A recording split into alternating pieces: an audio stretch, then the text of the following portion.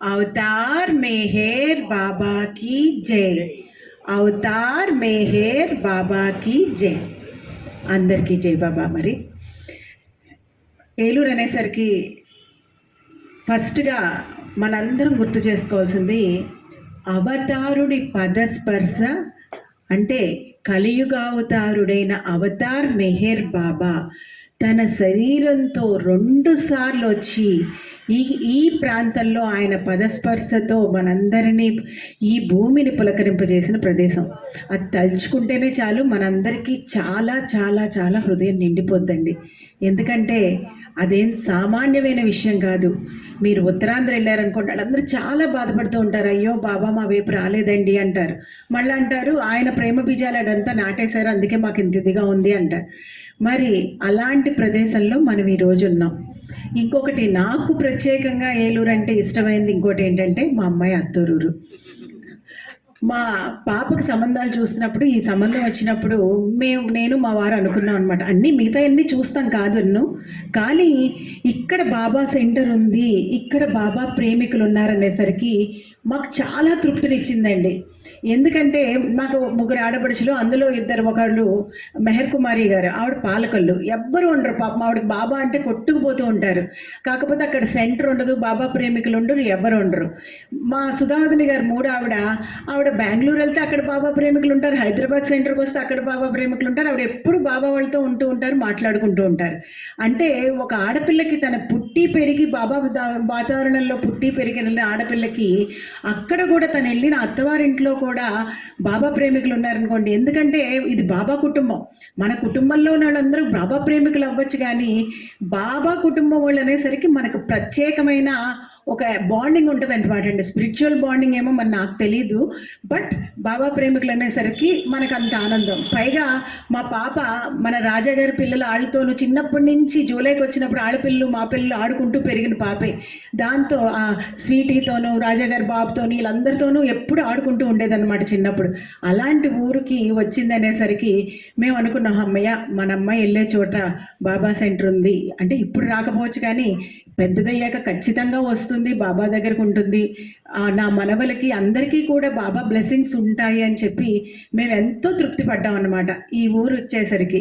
ఇంకా మరి బాబా ఎన్ని అనుభూతులు మిగిల్చిన ఊరో ఇది, మనం వేరే చెప్పనక్కర్లేదు.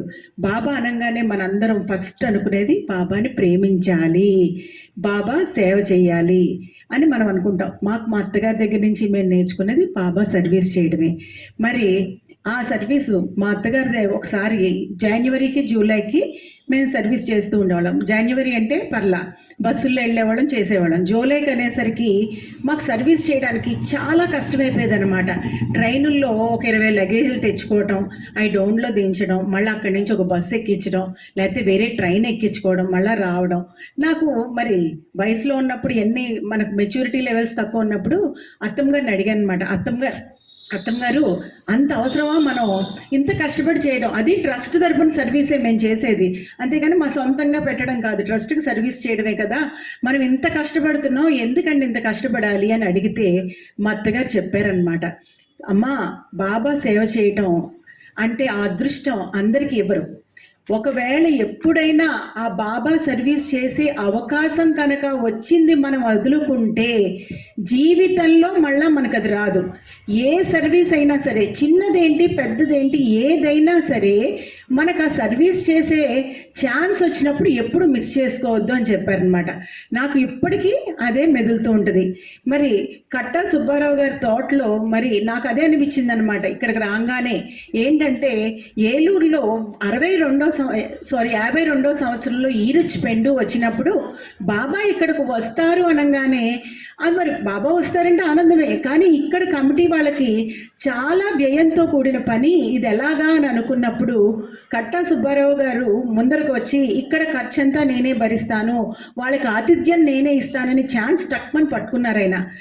కాబట్టే ఆయనకి అవతారుడు వచ్చినప్పుడు సేవ చేసే భాగ్యం ఎంత చక్కగా ఆయన చేశారు. మరి ఇక్కడ అంతా కూడా తాటాకు, ఆ రోజుల్లో తాటాకు పందిళ్ళు వేయించడం, separate dining hall, separate kitchen, ప్రతి వచ్చిన బాబా మండలి సభ్యులందరికీ కూడా ఒక మంచం, ఒక కుర్చీ అన్నీ అరేంజ్ చేసి పేరు పేరున ఆయన అడిగి ఇంకొక స్వీట్ వేసుకోండి, ఇంకొక హాట్ వేసుకోండి, లేకపోతే కాస్త కొబ్బరి నీళ్ళు తాగండి, కాస్త జ్యూస్ తాగండి అని చెప్పి ఆయన పేరు పేరున అందరికీ బాబా మండలి సభ్యులందరికీ ఆయన సేవ చేస్తూనే ఉండేవారంట.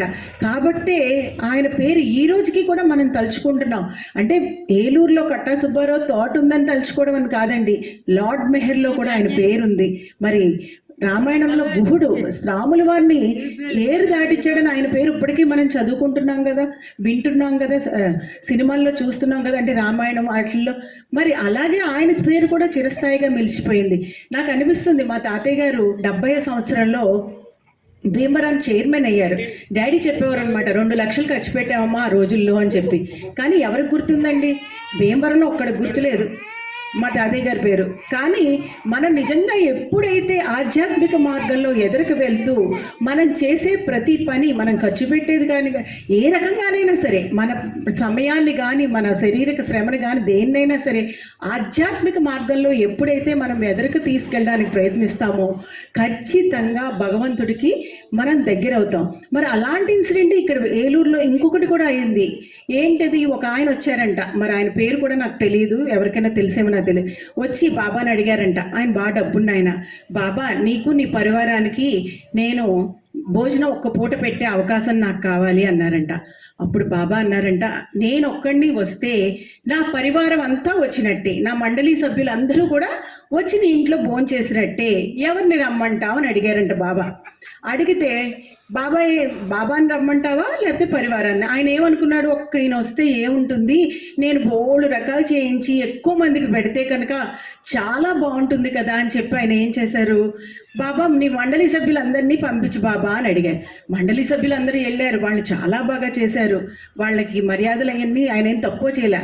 కానీ అవతారుడికి ఆతిథ్యం ఇచ్చి అవతారుడికి ఒక్కసారి ఆయన దగ్గరికి తీసుకెళ్లే అవకాశాన్ని ఆయన కోల్పోయారు కదండి. అంటే అవతారుడు అంటే అంత ఇది మనం ఏదో అనుకుంటున్నాం. శబరి ఏం పెట్టిందండి బాబా రాముల వారికి?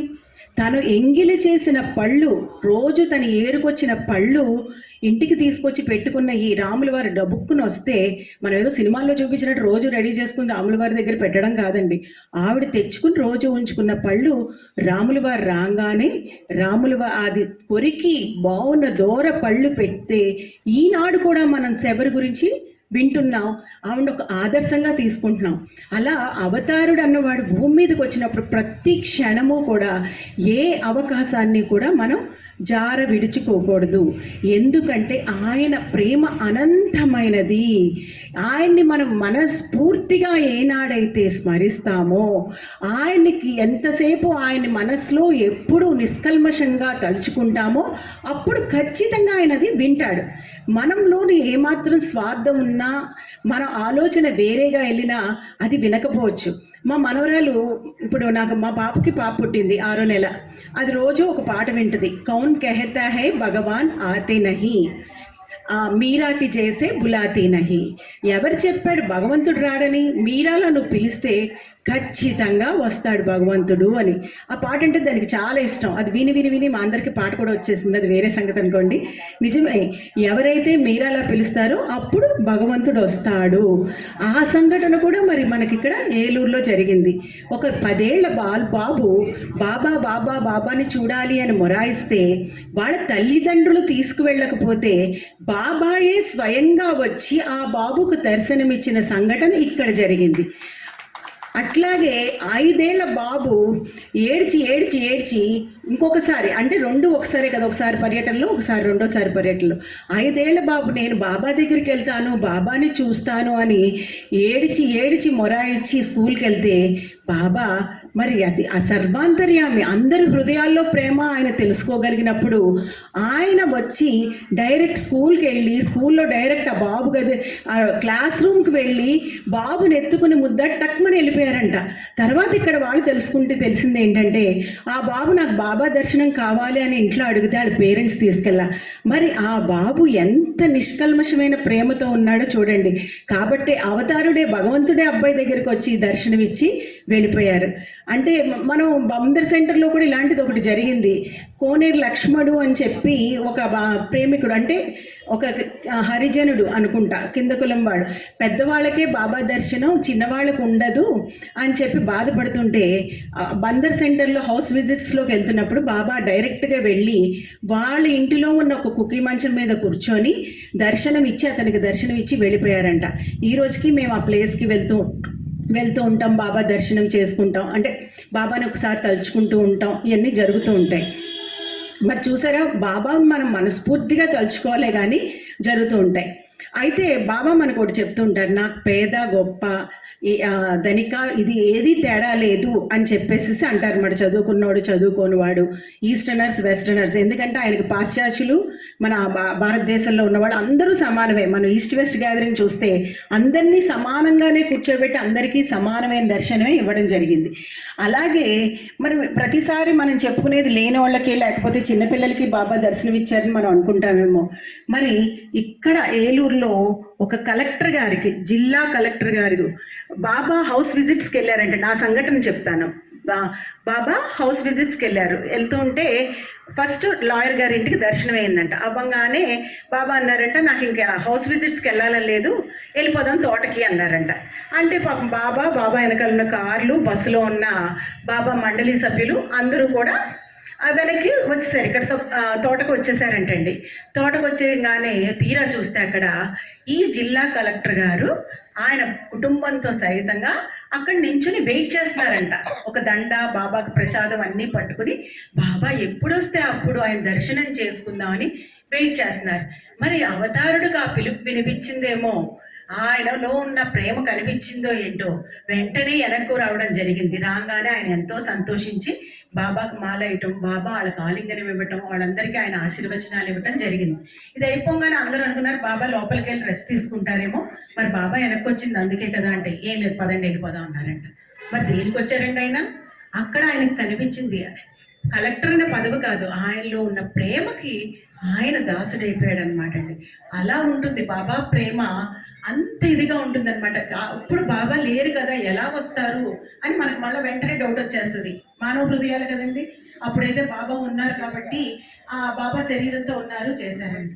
ఖచ్చితంగా నేను చెప్పగలను, అంటే మిగతాన్ని బాబాయ్ అంటారు కానీ మన హృదయాంతరాలలో నుంచి భగవంతుణ్ణి పిలవగలిగితే నిష్కల్మషంగా ఆయన మనకి కనిపిస్తారు, ఆయన మనకి ఉన్నారు అని ఒక రుజువు చేస్తారు. అంటే బాబా రూపంలో శంకు చక్ర గదాహస్తాలతో భగవంతుడు పరిగెట్టుకుంటూ వచ్చినట్టు అలా కాదు. బాబా భగవంతుడిని మనం ఎక్కడొక్కడ మన ఆయన ప్రెజెన్స్ని మనం ఫీల్ అవ్వగలుగుతాం. పిలవడంలో మంది తేడా ఉందేమో కానీ రావడానికి మటుకు ఆయన ఒక్క సెకండ్ కూడా ఆలస్యం చేయడంటండి. భగవంతుడు ఆలస్యం చేయడు, పిలుపులోనే మనది తేడా అనమాట. అందుకని మనం నిరంతరం నిరంతరం నిరంతరం ఆయన నామం చేసుకుంటూ ఎప్పుడైతే ఆయనతో ఉంటూ ఉంటామో అప్పుడు ఖచ్చితంగా భగవంతుడికి మరింత చేరువవుతాం. ఇంకొకటి బాబా ప్రసాదం గురించి, అది కూడా బాబా ఏలూరు వచ్చినప్పుడు ఒక రైస్ మిల్క్ వెళ్ళి అక్కడ ఉన్న వర్కర్స్కి, ఓనర్స్కి అందరికీ దర్శనం ఇచ్చి ప్రసాదం గురించి కూడా చెప్పారంటండి. నా ప్రసాదం చాలా పవిత్రమైనది, అది మిమ్మల్ని ఏదైనా దేనినైనా దూరం చేస్తుంది, నాకు దగ్గర చేస్తుంది అని చెప్పి బాబా చెప్పడం జరిగింది. అయితే ఇది ఎందుకు మళ్ళీ నేను ఒకసారి ప్రస్తావించానంటే, మనం చాలా కార్యక్రమాలకి, సహవాసులకి, మెహరాబాద్లు ఎన్ని వెళ్తూ ఉంటాం. ఎక్కడికి వెళ్ళినా చూడండి మనకు పెట్టే ప్రతీదీ కూడా, ఫుడ్ ప్రతీదీ కూడా మనకు బాబాకు అక్కడ అర్పించాకే మనకు పెడతారు. అంటే అది ప్రసాదంతో సమానం. మరి బాబా ప్రసాదం అయినప్పుడు దాన్ని మనం ఎంత ఇదిగా స్వీకరించాలి, దాన్ని ఇష్టం వచ్చినట్టు పడేయచ్చా అన్నది ఆలోచించుకోవాలి మనం అని చెప్పి దీన్ని ఇంకొకసారి నేను ప్రస్తావించడం జరిగిందనమాట. మనం తీసుకునేది ఏదైనా సరే భగవంతుడి ప్రసాదం కింద స్వీకరిస్తే ఎంతటి ఉన్నతమైన ఫలితాలు కలుగుతాయి. దానికి ఏంటంటే ఇక్కడ ఒక ఆవిడకి జబ్బు చేస్తే బాబా అన్నారంట, బాబా ఒక వెన్న తీసుకొని రోజు 7 సార్లు బాబా నామం చెప్తూ నువ్వు ఆ వెన్న స్వీకరిస్తే నీకు ఆ జబ్బు తగ్గిపోతుంది అంటే ఖచ్చితంగా అలాగే తగ్గిపోయిందంట. ఇంకొక సంఘటన ఏలూరులో జరిగేది, నేను ఇవాళ అన్ని ఏలూరులోనే సంఘటనలే చెప్తున్నా, ఎందుకంటే మూర్తి గారు నన్ను అడిగారు, మేడం గారు ఏలూరులో జరిగినయే మాకు చెప్పండి అన్నారు. నాకు అనిపించింది నిజమే కదా, ఏలూరులో జరిగినవి చెప్తే తప్పేంటి. మా బందర్లో ఒక ఆయన ఉంటారనమాట అండి, ఇందాక నేను కోనేరు లక్ష్మణ్ గారు చెప్పాను కదా, ప్రతి ఏడాది ఆయన చెప్పించుకుంటారనమాట ఇన్సిడెంట్. అమ్మ ఈ ఏడాది మీరు ఇంకా చెప్పలేదేంటమ్మా అంటారనమాట. ఆయనకి ఇష్టం. ఇప్పుడు ఒక సంపూర్ణ రామాయణం ఎన్నిసార్లు చూసాం, రామాయణం ఎంతమంది దగ్గర విన్నాం, అయినా మనకేం బోర్ కొట్టదు కదండి, ఇంకా వినాలనిపిస్తుంది. సీతమ్మవారిని రావణాసురుడు ఎత్తుకెళ్ళిపోతే అయ్యో అనుకుంటాం, కానీ ఆ లాస్ట్లో రాముడు తీసుకొచ్చేస్తాడు కదా అని అనిపించదు. మనకు ఆ అనుభూతి చెందుతూ ఉంటాం అనమాట. ఆ కథ వింటున్నంతసేపు భగవంతుడి గురించి అనుభూతి చెందుతుంటాం. అలాగే బాబా కథ బాబా గురించి ఎన్నిసార్లు కథనండి, ఎందుకంటే ఆయన మన చుట్టూరా ఉన్నారు, మనకు ఎన్నో అనుభూతుల్ని మిగిల్చారు. అది ఎన్నిసార్లు విన్నా సరే మళ్ళీ వినడానికి, ఆ విన్నప్పుడల్లా మళ్ళా కొత్త ఆలోచన, మనకి కొత్త అనుభూతిని బాబా ఇస్తూ ఉంటారనమాట. మనం వినడంలో తేడా ఉందేమో కానీ ఆయన ఖచ్చితంగా ఆ అనుభూతిని, దాని నుంచి మనం నేర్చుకోవాల్సిన, ఒక సంఘటన నుంచి నేర్చుకోవాల్సిన అవసరం కూడా మనందరికీ ఖచ్చితంగా ఉందన్నమాట. అయితే ఇంకొక సంఘటనలో ఒక ఎవరికో కళ్ళ జబ్బు ఉంటే బాబా ఏం చెప్పారంటే, ఏదో ఒక నీళ్ళల్లో చేయి పెట్టుకొని బాబా నామం చేస్తూ ఆ రోజు కళ్ళు కడుక్కొని తగ్గిపోతుంది అన్నారు. అలాగే తగ్గిపోయింది. అంటే ఇక్కడ వాళ్ళకున్నది విశ్వాసం, బాబా మాట మీద, బాబా నామం మీద విశ్వాసం. ఇది చదవంగానే నాకు అనిపించింది, ఇన్స్టెంట్ చదవగానే అదేంటి ఎలా తగ్గిపోద్ది బాబా నామం ఇలా నీళ్ళలో పెట్టేసుకుంటే మనకైనా తగ్గిపోతుందా అనిపించింది. వెంటనే నాకు వచ్చింది ఏంటంటే, చాలామందిని మనం చూస్తూ ఉంటాం, ఇక్కడొక కాలు అక్కడొక కాలు వేస్తూ ఉంటారు. ఒక అమ్మ వచ్చి, ఈ అమ్మ ఈ నోము చేస్తే మీకు కష్టాలు తొలగిపోతాయని అది చేస్తారు. ఇంకోళ్ళు అంటారు, ఆ గుడికెళ్ళు ముడుపు కట్టు, అది చేస్తే తగ్గిపోతుంది అంటారు. ఇంకోళ్ళు వచ్చి ఇంకోటి చేయమంటారు అనమాట. ఇలా చేస్తే బాగుంటుంది, నీ నీలాలు సమర్పించుకో అని కానీ ఏవో చెప్తూ ఉంటారు. అయితే ఎక్కడైనా ఇన్ని రకాలు చేస్తూ ఉంటాం, కానీ ఒక్క చోటైనా మనం మనస్ఫూర్తిగా నమ్మకం ఉందా? ఒకటి చేస్తున్నప్పుడు ఆ భగవంతుడికి చేసాం, ఆయనకు మనకి ఖచ్చితంగా చేస్తాడు అన్న నమ్మకం లేకే కదండి మళ్ళీ రెండో వాళ్ళ దగ్గరికి వెళ్ళినట్టు. మనం ఒకటి కాకుండా 2, 3, 4 చేసామంటే అర్థం ఏంటి? నువ్వు నమ్ముకున్న భగవంతుడు, నువ్వు మనస్ఫూర్తిగా, నీకు నమ్మకం లేదు. అక్కడ అనుమానం, చిన్న అనుమానం, ఇక్కడ తగ్గదేమో, అక్కడికి వెళ్తే ఇంకా బాగా తగ్గుద్దేమో, ఇక్కడైతే మనకు తీరదేమో, అక్కడికి వెళ్తే ఆ గుడికి వెళ్తే ఇంకా బాగా తగ్గుతుందేమో, లేకపోతే ఆ చెట్టు చుట్టూరా ఇన్ని ప్రదక్షిణాలు చేస్తే ఇంకా తగ్గుద్దేమో అని చెప్పి ఒక చోటు నుంచి ఒక చోటికి మనం వెళ్తూ ఉంటాం. అది కూడా ఒక కథ ఉంది. అయితే అదేంటంటే, ఒకళ్ళకి బాబా మండలి సభ్యుల్లో ఒకళ్ళకి తేలు కుడుతుందంట. తేలు కుట్టేసరికి రాత్రంతా బాధపడతాడంట. పొద్దున్నే బాబా దగ్గరికి వెళ్ళి అడుగుతాడంట, బాబా రాత్రంతా నిన్ను పిలుస్తూనే ఉన్నాను, బాబా బాబా బాబా అని, నువ్వెందుకు రాలేదు, నన్ను ఎందుకు రక్షించలేదు అని అనగానే బాబా అడుగుతారంట, ఏమని తలుచుకున్నావు అంటే, ఫస్ట్ బాబా బాబా బాబా అని కాసేపు తలుచుకున్నాను నేను, తర్వాత నువ్వు రాకపోయేసరికి బాబాజాన్ అని తలుచుకున్నాను, అది రాకపోయేసరికి ఉపాసిని మహారాజ్ అన్నాను, కాసేపు అయ్యేసరికి షిరిడి సాయిబాబా అనుకుంటున్నాను, ఇలా ఒక్కొక్కళ్ళని పిలుస్తూనే ఉన్నాను, ఒక్కళ్ళు కూడా రాలేదు బాబా అన్నారంట. అడిగితే బాబా చెప్పారంట, అందరం ఓ చోటే ఉన్నాం, కూర్చున్నాం, నువ్వు పిలిచావు, పిలవంగానే బాబా బాబా బాబా అంటున్నాను కదా అని చెప్పి నేను లేచి నీకు సహాయం చేద్దాం అనుకుంటే నువ్వేం చేసావు, బాబాజాన్ అన్నావు. బాబాజాన్ అయితే నన్ను కాదనమాట, బాబాజాన్ అన్నావు కదా అని చెప్పి ఆవిడ లేచేసరికి నువ్వు ఆగావా, పోనీ బాబాజాన్ అంటున్నావా, సాయిబాబా అంటున్నావు. పాప ఆయన నీకు సహాయం చేద్దామని వస్తే ఉపాసిని మహారాజ్ అన్నావు. నువ్వు రాత్రంతా పేరులు మారుస్తూనే ఉన్నావు కాబట్టి మాకు ఎవరిని సహాయం చేయాలో నీకు అందరూ రెడీగానే ఉన్నావు, ఎవరు సహాయం చేయాలో మాకు అర్థం కావట్లేదు. ఒక్కొక్కసారి ఒక్కొక్కళ్ళు మాకు సహాయం చేద్దామని నించుంటున్నాం కూర్చుంటున్నాం, అందుకే తెల్లారిపోయింది అన్నారంట. అంటే పరిపూర్ణంగా ఒకళ్ళు పిలుచుంటే బాగుండేది. ఇతను ఏం చేశాడు, ఒక్కొక్కళ్ళని పిలిచాడు. మనం చేసే పనులు కూడా అలాగే ఉంటున్నాయి. ఒక్కొక్కళ్ళని మనం నమ్ముకుంటున్నాం. ఎవరి మీద సరైన విశ్వాసం ఉంచట్లా. మనం ఎప్పుడైతే విశ్వాసం ఉంచి ప్రతిదీ మన జీవితంలో జరిగే మంచి చెడు ప్రతిదీ కూడా ఆయన భిక్షే, ఆయన ప్రసాదించిందే అని ఎప్పుడైతే స్వీకరిస్తామో, మంచిలో కూడా భగవంతుని తలుచుకోవాలి, బాబాని తలుచుకోవాలి. మనకి ఏదైనా చెడు, అది ఎప్పుడూ మనకి చేసేది చెడు కాదు. అయితే మనకి ప్రతికూల పరిస్థితులు వచ్చినప్పుడు అప్పుడు కూడా మనం బాబా నాకు ఈ రోజున ఎందుకు ఈ ప్రతికూల పరిస్థితి వచ్చింది అని చెప్పి ఆలోచించి మనం బాబాకి ఇది బాబా భిక్షే, బాబా ఎందుకునో మన ఇలా ఉంచారు, ఏ మంచి కోసమో అని ఎప్పుడైతే తలుచుకున్నామో ప్రతి పరిస్థితి ప్రతి ఇన్స్టెంట్ మన జీవితంలో అన్నీ అనుకూలంగానే అనిపిస్తాయండి. ఖచ్చితంగా అది ప్రాక్టికల్గా మనం ఆలోచించి చేసుకోగలిగితే ఖచ్చితంగా ఉంటాయి.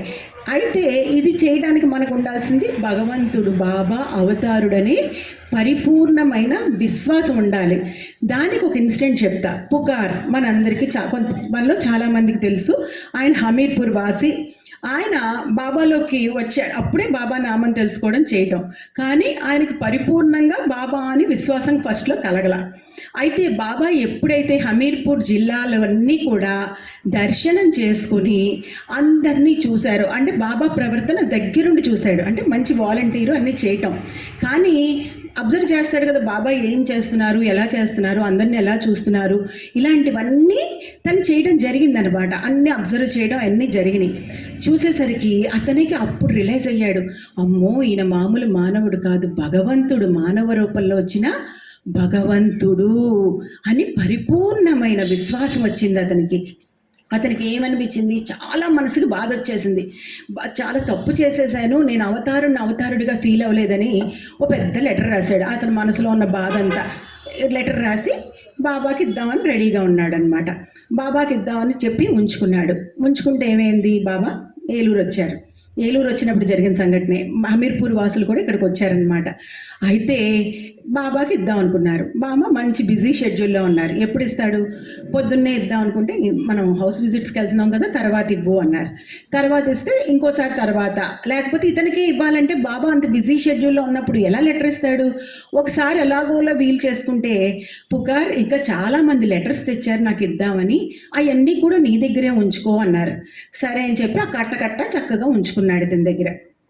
అలా ఒకసారి ఇంకా వీలవ్వట్లేదు ఎలాగైనా అని బాబా భోంచేస్తుంటే పాపం వెళ్ళాడంట.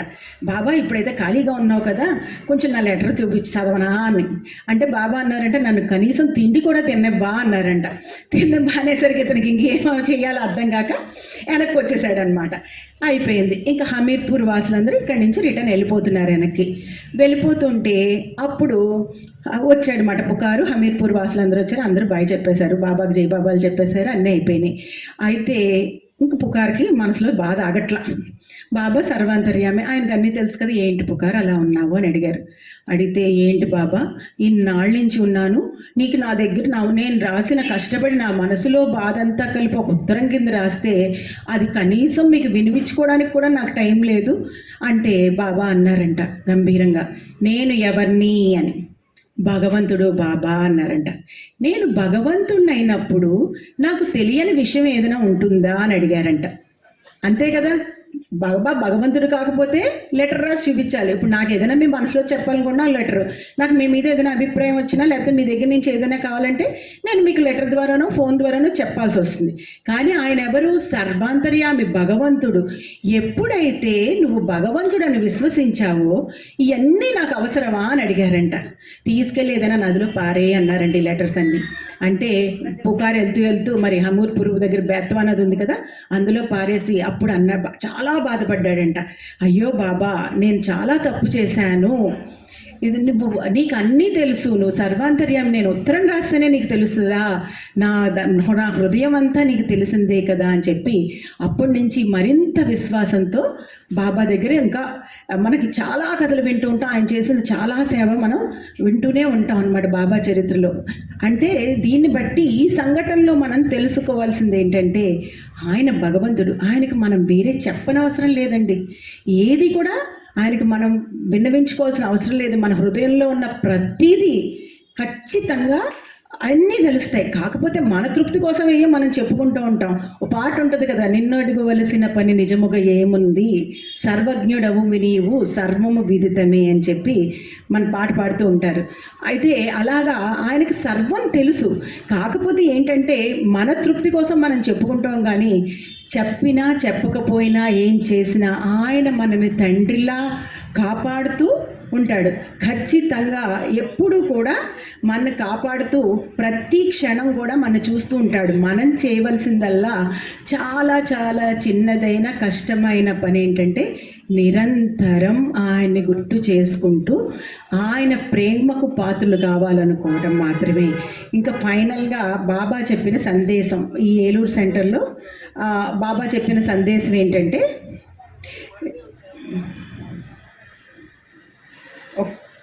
సారీ